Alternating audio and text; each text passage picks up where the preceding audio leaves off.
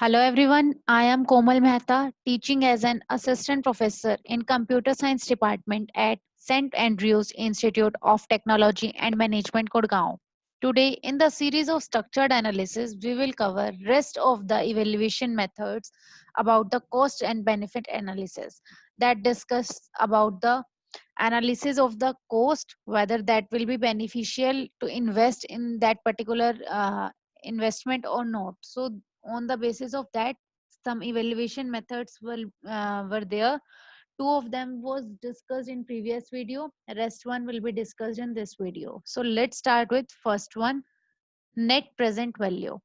That means the current value what actually we get is finded by the discounted benefit and the discounted cost. That means the subtraction between the discounted cost and the benefit is called as a net present value. It is used when the cash flow varies from years to years, because whenever we are discussing about the discount point of view, then we have to discuss about long duration, that means years.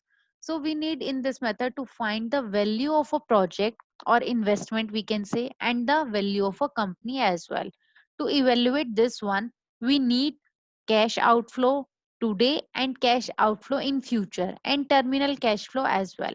Why so? Because whenever we are discussing about the future point of view, we have to discuss what the actual rate currently is and what are the expectation to be that current that cash in future, as well as what is the basic discounted rate available for the that investment.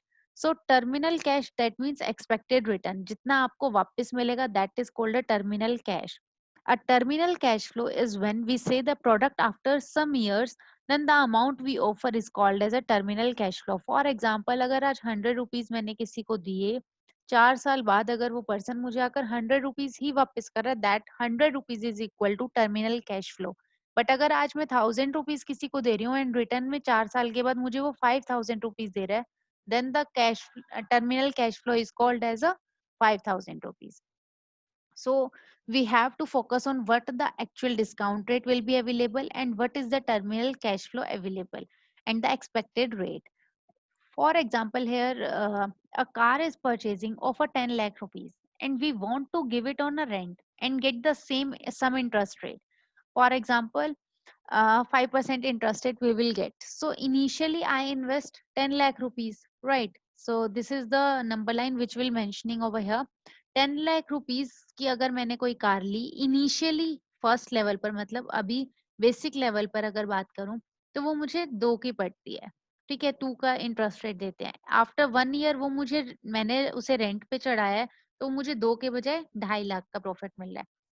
Again 1 year again, then मुझे 5 का मिल रहा है. After that 3 years 10 का मिल रहा है. Then 4 years 25 का मिल रहा है. And then after last time when it is of 5 years complete and 5 years के बाद अगर मैं चाह रही हूँ कि अब इसे रेंट पे देने के बजाय इसे सेल आउट कर देते हैं, सेल आउट करने के बाद मुझे प्रॉफिट मिल रहा था 25 का टोटल. 4 साल तक में मुझे प्रॉफिट कितना मिला है? 25 तक का, ये टोटल है. मतलब इनिशियली मुझे 2 का मिला था, 1 साल बाद मुझे टोटल 2.5 का मिला, 2 साल में टोटल मुझे 5 का प्रॉफिट मिला.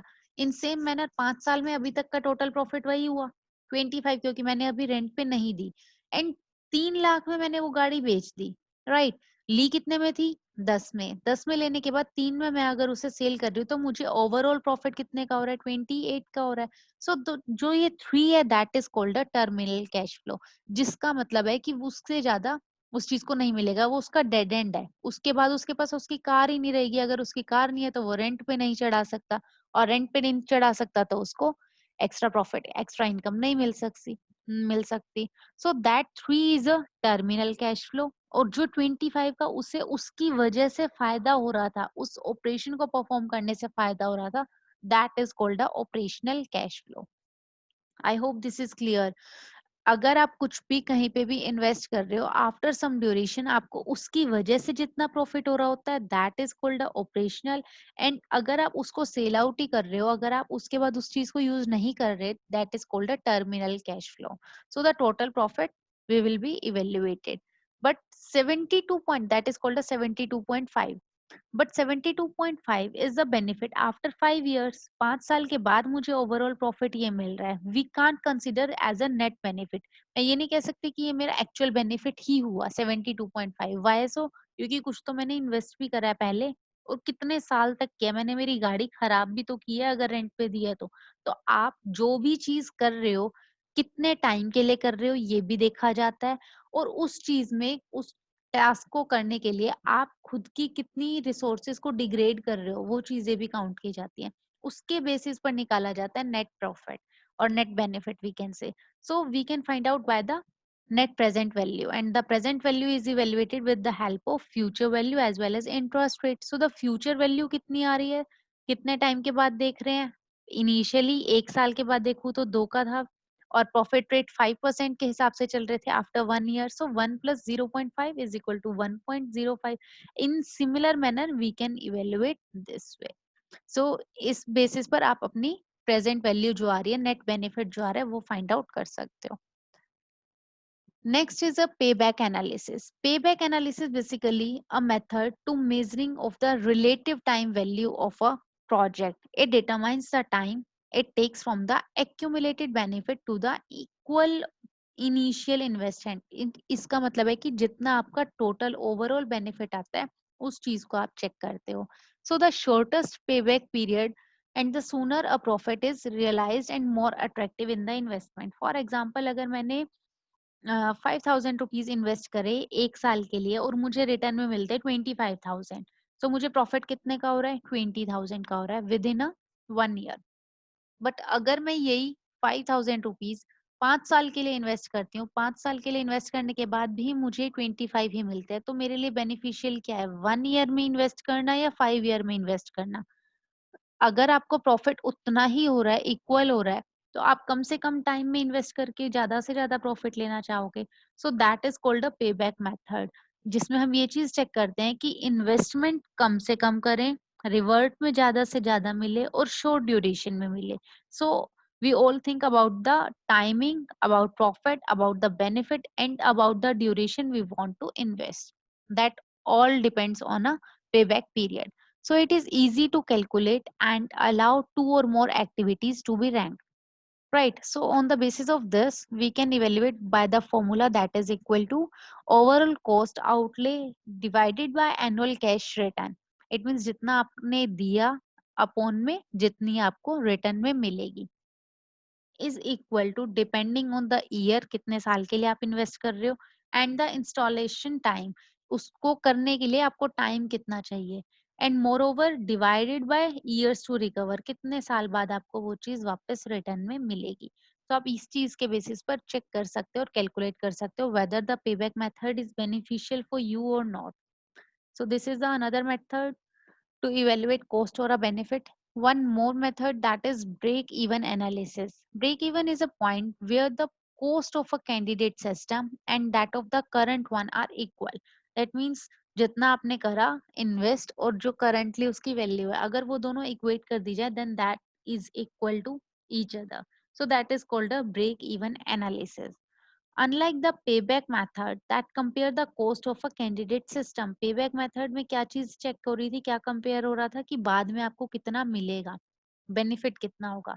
यहाँ पर आप सिस्टम में कितना इन्वेस्ट कर रहे हैं उस चीज को चेक करेंगे. Whenever a candidate system is developed, an initial cost usually exceed to those of the current system. That is called the investment period.